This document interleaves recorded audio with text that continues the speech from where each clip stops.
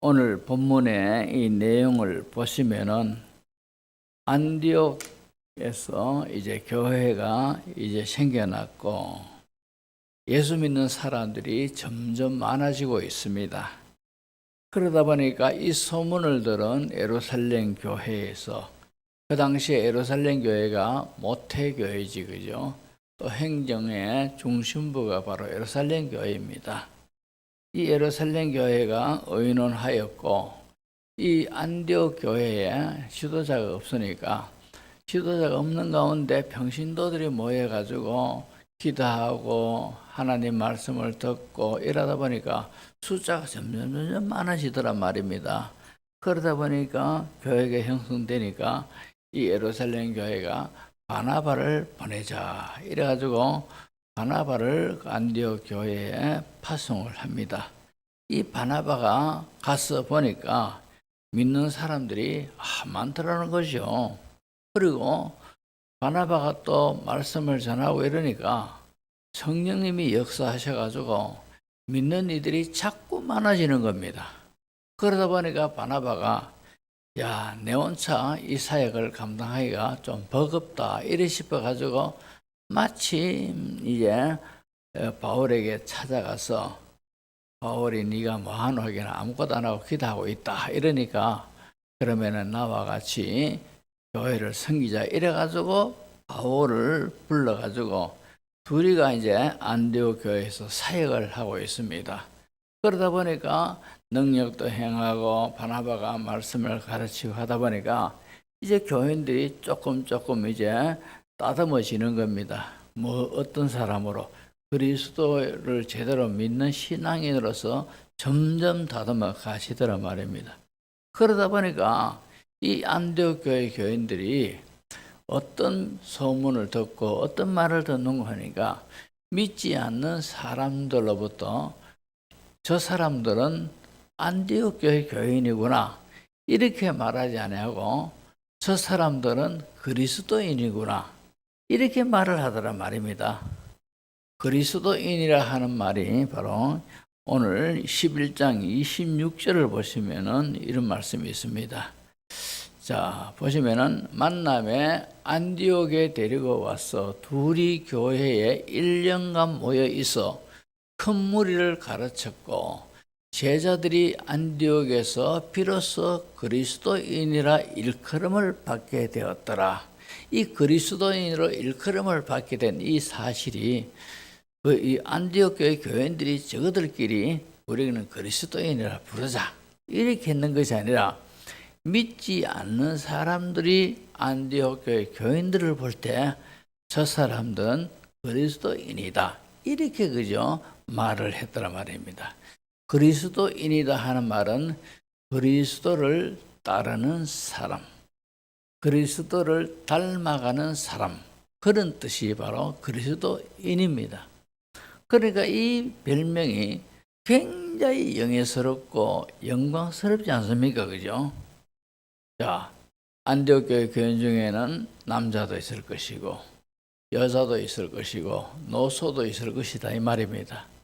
여러 가지 계층의 사람들도 있을 것이고 또 무식유식한 사람도 있을 것이고 가양 사람들이 있었는데 이 사람들이 나가서 믿지 않는 사람들에게 저 사람은 그리스도인이구나 이런 별명을 얻었단 말입니다. 자, 이 말씀을 성경에 이렇게 기록해 놓고 있는 것은 하나님이 이 말씀을 통해서 우리 자신에게 이제 부담을 주고 있지요. 너는 믿지 않는 사람들이 너를 볼 때, 우리 성도를 볼 때, 그리스도인이구나 이런 느낌을 받고 이렇게 인정할 만한 삶을 살고 있느냐, 그죠? 그렇게 주님께서 물으신단 말입니다. 우리가 직업이 다 다르고 사는 위치가 다 다르고 하는 일들이 다 다르다 하더라도 그러나 믿지 않는 사람들이 우리를 볼 때 정문교회 집사구나 정문교회 권사구나 이렇게 하기보다는 저 사람 그리스도인이구나 이런 느낌을 받고 그렇게 말할 수 있는 그런 삶을 우리가 살아야 됩니다. 우리를 그리스도인의 향기라 하지 않습니까? 향기는 뭐 고소하고 안 좋은 냄새가 실실 난다 이러면은 영 잘못돼 보는 겁니다. 안 그렇습니까? 그래 놔놓고 교회 와서 주여 내게 은혜를 주시옵소서 애따 잘 먹어라. 주님이 그렇게 하지 않겠습니까? 그래서 우리는 안 믿는 사람들에게 정말로 저 사람 예수 잘 믿는 사람이구나, 예수 믿는 사람이구나, 이 단계보다도 좀 더 한 단계 더 올라가서 저 사람은 그리스도인이구나 이렇게 인정받는 그런 우리 모두가 되어야 할 줄로 믿습니다. 그렇게 돼야 돼요. 그렇게 되려면 참 힘듭니다. 그죠? 그리스도를 따르는 사람, 그리스도를 닮아가는 사람, 그런 사람이 돼야 되니까. 그래서 우리를 날마다 자신을 죽이고 주님을 드러나는, 주님이 드러나는 그런 삶을 살아라 말씀하고 있지 않습니까? 좁은 길로 가거라 하는 이것도 바로 여러 가지 것들을 다 부인하고 주님이 원하시는 그 길을 걸어가라는 것이죠. 그렇게 될 때 우리도 그리스도인이라 그런 별명을 얻게 될 줄로 믿습니다. 자, 오늘 28절을 보시면은 이런 말씀이 있습니다. 그 중에 아가보라 하는 한 사람이 있으니 일어나 성령으로 말하되 천하에 큰 흉년이 들리라 하더니 글라우디오 때에 그렇게 되니라. 글라우디오는 로마 황제를 가리키고 있지, 그죠? 이 글라우디오 로마 황제가 통치하던 때에 큰 흉년이 들었더라. 그런데 이것이 아가보라 하는 한 사람이 성령으로 예언을 했는 겁니다. 성령으로 선포를 했는 겁니다. 어떤 선포? 천하에 큰 흉년이 든다. 이런 예언을 했더라 말입니다. 그런데 이 예언이 실제적으로 이루어졌어요. 이것이 바로 유대 역사를 기록하는 요세푸스의 기록에 의하면 AD 45년에서 48년 동안에 엄청난 기근이 있었답니다. 그래서 그 예언이 이루어졌는데, 그러니까 45년에서 48년 동안 큰 기근이 있었으니까 사람들이 죽을 맛이겠지요. 하나도 아니고 두 해도 아니고 세 해 계속해서 그래 되니까, 그죠? 얼마나 힘들었겠습니까? 1992년 그리고 93년, 94년, 95년 때까지 북한에요 엄청난 기근이 있었답니다. 북한에. 가뜩이나 경제력이 약하여서 나무 껍데기 뜯어가지고 먹리하는 이런 소문도 들리던 그런 때인데, 그죠? 아니 이런 경제적으로 허약한 북한인데 92년부터 95년 사이에 큰 기근이 북한에 있었답니다. 그러다 보니까 이 기근으로 인해서 유엔의 기록에 의하면, 통계 기록에 의하면 북한 주민들이 200만 명이 죽었답니다. 근데 우리는 모르지, 그죠? 안 좋은 일은 소문을 안 내니까 그 사람들이 20명도 아니고 2,000명도 아니고 2만 명도 아니고 200만 명이 죽었답니다. 물론 직접적으로 그 자리에서 이라도 죽었는 것이 아니고 여러 가지 이것으로 인해 가지고 여러 가지 합병증도 생겼고 저전 그 영향으로 죽은 사람이 200만 명이 죽었다고 합니다. 자, 오늘 본문은 이 일로 인해서 안디옥 교회가 예루살렘 교회를 돕자. 왜? 예루살렘 교회가 그 당시에 모태교회니까, 이 모태교회다 보니까 여러 교회에 대해서 신경을 쓰는 겁니다. 어느 교회가 재정이 힘들다면은 그러면 재정을 후원하는 역할도 이 예루살렘 교회가 하는 겁니다. 문제가 행정적으로 문제가 생긴 것도 예루살렘 교회에서 가서 해결해주고, 이러다 보니까 예루살렘 교회도 재정이 허덕거리고 자꾸 하는데 또 여러 교회를 또 돌봐야 되는 그런 위치적인 입장이 있다 보니까 재정이 많이 힘들지 않습니까? 그래서 이 안디옥 교회는 똑같은 그런 기근으로 인해 가지고 어려움 당하는 교회였지만도 이 교회가 우리가 예루살렘 교회가 힘들어하니까 우리가 연보를 해서 그쪽으로 보내자 이래 가지고 헌금을 했다 하는 그런 기록이 있지, 그죠? 자, 오늘 우리는 이 본문에서 또 다른 교훈을 생각해 보면은 아가보가 성령에 의하여서 천하의 흉년이 들리라, 그죠? 이런 예언을 했는데, 자, 우리가 이 역사의 모든 것들을 볼 때 길하기도 하고 흉하기도 한 일들이 일어나는 겁니다. 그런데 이런 일의 주관자는 하나님이시다 하는 것을 우리가 알 수가 있습니다. 자, 그렇다고 할 때 하나님이 이런 재난을 허락하시는 이유가 어디 있느냐는 거죠. 하나님이 천재지변이든지 인재라든가 개인의 어떤 사유에 의하여서 안 좋은 일이 일어나고 원치 않는 그런 재난을 당하고 사고를 만나고 하는 이런 일들이 그 이유가 어디에 있느냐는 거죠. 특히 우리 믿는 성도들이 어려움 당하고 힘든 일 당하는 이런 것들에 대해서 하나님의 어떤 이유, 뜻이 있느냐는 거죠. 자, 우리가 이런 이유를 알기 전에 우리가 깨달아야 하는 것은 하나님은 재난을 주도하시는 분이 아니다 하는 사실을 우리가 아셔야 돼요. 하나님이 재난을 주시고 하나님이 사고를 당하게 하시고 하나님이 물에 빠지게 하시고 이런 분이 아니시다는 거죠. 자, 예를 들어가지고 우리가 구약에 고난하면은 욥을 우리가 또 올립니다, 그죠?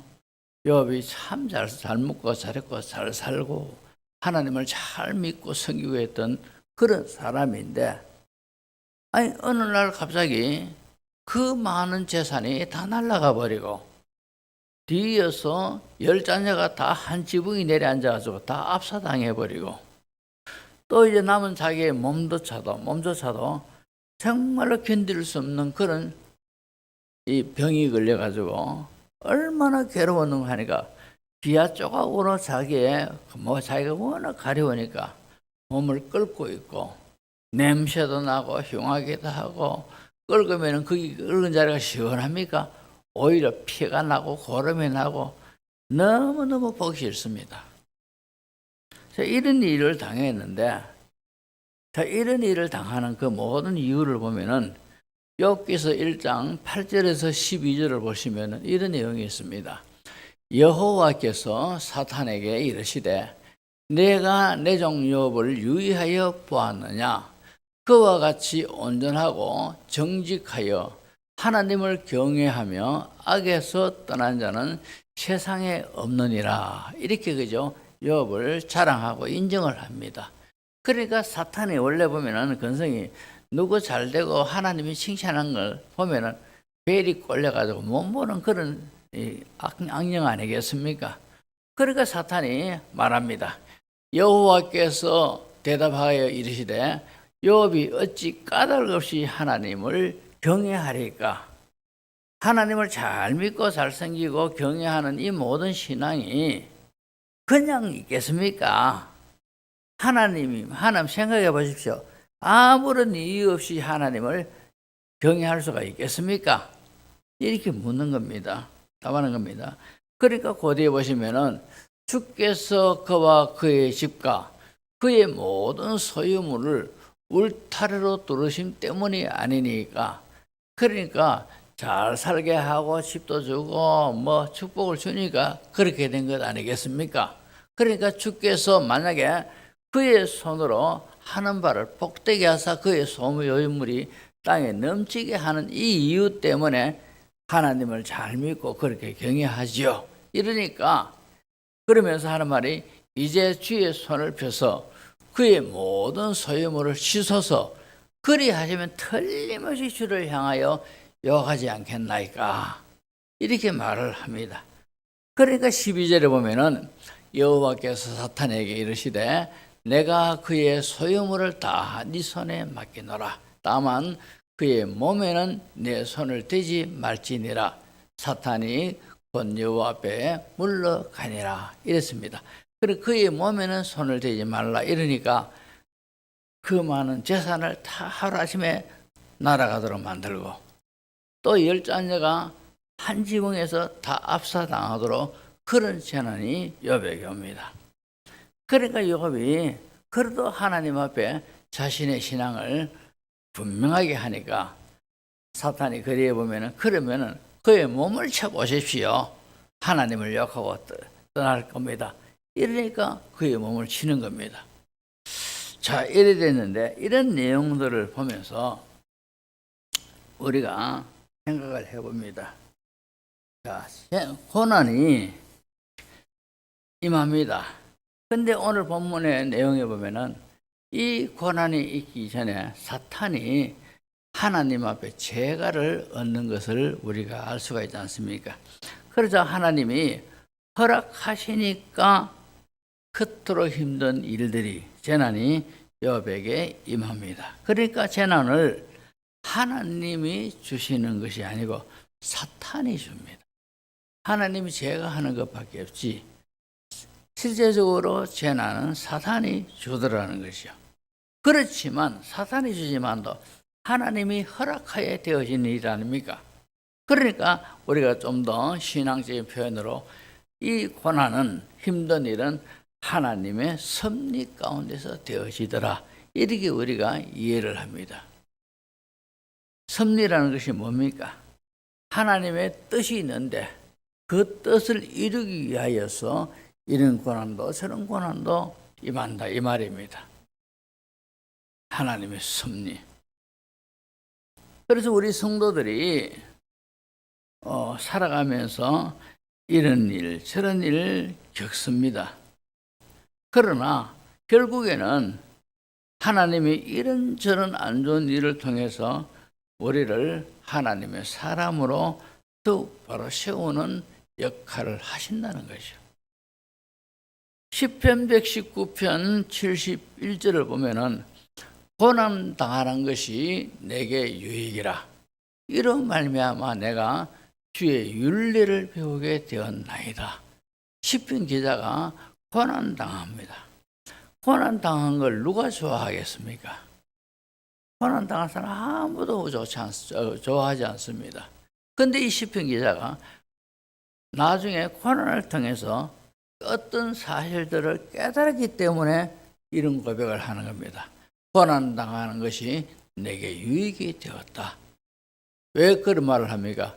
이로 인하여 내가 주의 윤례를 배우게 되었기 때문에 이런 사실을 깨달았을 때 고난 당한 것이 내게 유익이 되었더라. 그렇게 말하고 있더라 이 말입니다. 우리가 잘 아는 로마서 8장 28절을 보면은 우리가 알거니와 하나님을 사랑하는 자, 곧 그의 뜻대로 부르심을 입은 자들에게는 모든 것이 합력하여 선을 이루느니라. 그렇게 사도 바울이 말을 하고 있죠. 여기서 보면은 우리가 알거니와 우리가 분명히 아노니 이 말입니다. 내가 분명히 아노니 뭘 아닙니까? 하나님을 사랑하는 자, 하나님을 사랑하는 자 누굽니까? 우리 예수 믿고 구원받은 성도들이 하나님이 사랑하지 않습니까? 다시 말해서 곧 그의 뜻대로 부르심을 입은 자들, 우리는 하나님의 뜻 가운데서 선택을 입었고 하나님의 은혜로 부르심을 입은 자들이다 이 말입니다. 그러니까 저와 여러분들 예수 믿는 우리들에게는 하나님이 말씀하시기를 모든 것이 합력하여 선을 이루느니라. 그런데 여기 선이라는 것은 첫째는 하나님이 바라시는 그 뜻이 첫 번째 이유고, 그리고 나머지 선은 풍성, 부여, 문제 해결 이런 것들이 다 있습니다. 그러니까 이런 복합적인 의미가 선을 이루느니라 하는데, 첫째는 하나님께서 나를 향해서 바라시는 그 뜻을 우리는 이 속에서 제일 강하게 포함되어 있는 겁니다. 하나님은 우리가 이런 사실들을 모르고 세상을 참 우리가 세상에 푹 빠져가지고 왔다 갔다 그렇게 산다 아닙니까? 그러면은 하나님이 우리를 하나님이 바라시는 그런 사람, 믿음의 사람, 그런 일꾼으로 만든 어떤 그런 계획을 두고 계시면은 그 선을, 그런 의미의 선을 이루기 위해서 합력하여 선을 이루도록 그렇게 하시더라 말이죠. 우리가 이 사실을 알아야 돼요. 이걸 깨닫고 할 때에 우리는 이런 고백을 하죠. 시편 기자처럼 고난당하는 것이 내게 유익이라.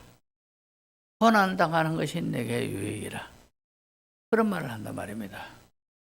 제가 오늘 아침에 그냥 농담삼아 누구는 개차반처럼 사는데 왜 그래 건강하게 잘 살고 나는 맨날 이 모양 욕거리고 이런 말을 했는데, 우스갯소리 했는데, 그래 집사람이 그 사람은 원래부터 강한 체력 가지고 태어났고 나는 원래부터 약골이라서 안 그러느냐 하는데, 근데 삼손은 그죠?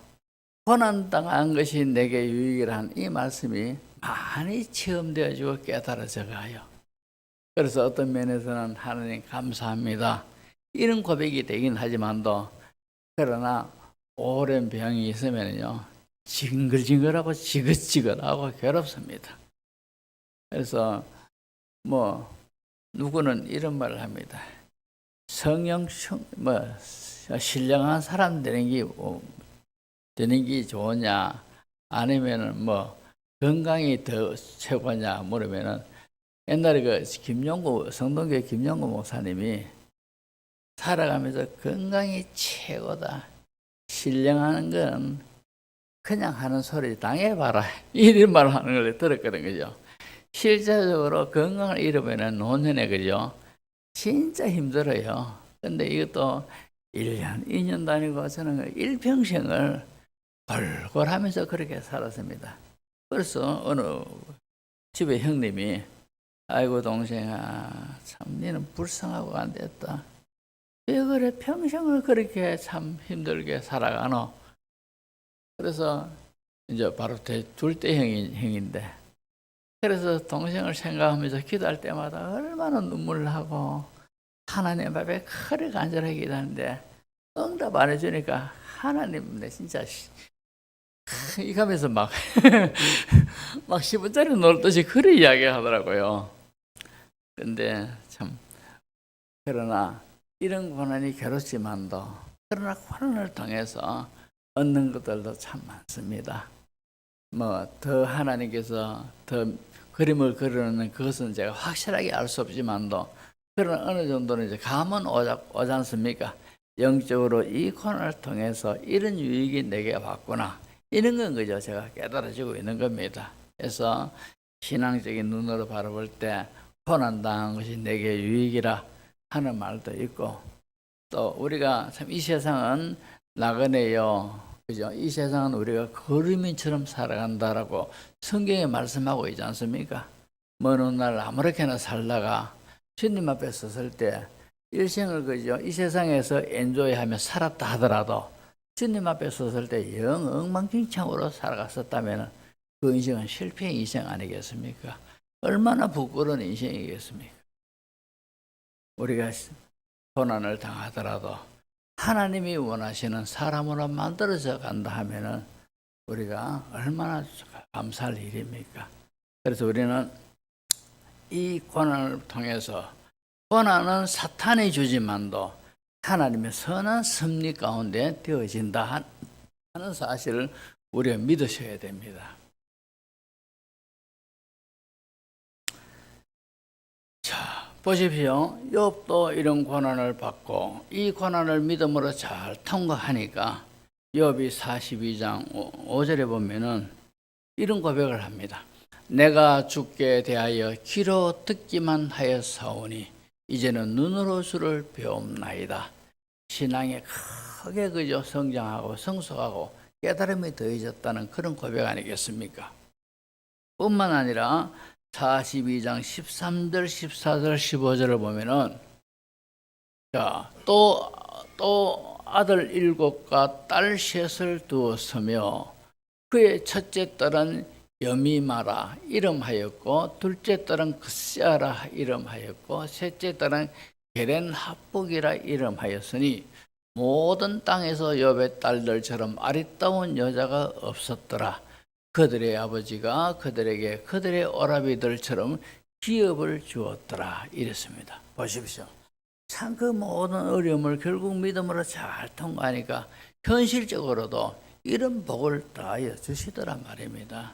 그래서 우리가 살아가다 보면은 항상 양지 쪽만 걸어 다닐 수가 없습니다. 때로는 응달로 들어갈 때도 있고, 그죠? 원찮은 일도 당할 수가 있습니다. 그러나 이것이 하나님이 주신 것이 아니라 사탄이 주는 겁니다. 악한 영이 주는 건데, 그러나 하나님의 죄가 가운데 되어집니다. 즉 하나님의 섭리가 그 속에 있다는 사실을 우리가 간파를 해야 돼요. 그리고 그 하나님의 섭리 가운데서 믿음으로 자신을 돌아보면서 이 모든 고난을 잘 다스리고 나아갈 때 하나님의 선한 뜻이 이루어지고 참으로 더욱더 하나님의 사람으로 세워지고 그 고난가들에게 어떤 사람에게는 더욱더 이 세상에서도 더욱더 배가 되는 축복을 하나님이 주시는 줄로 믿습니다.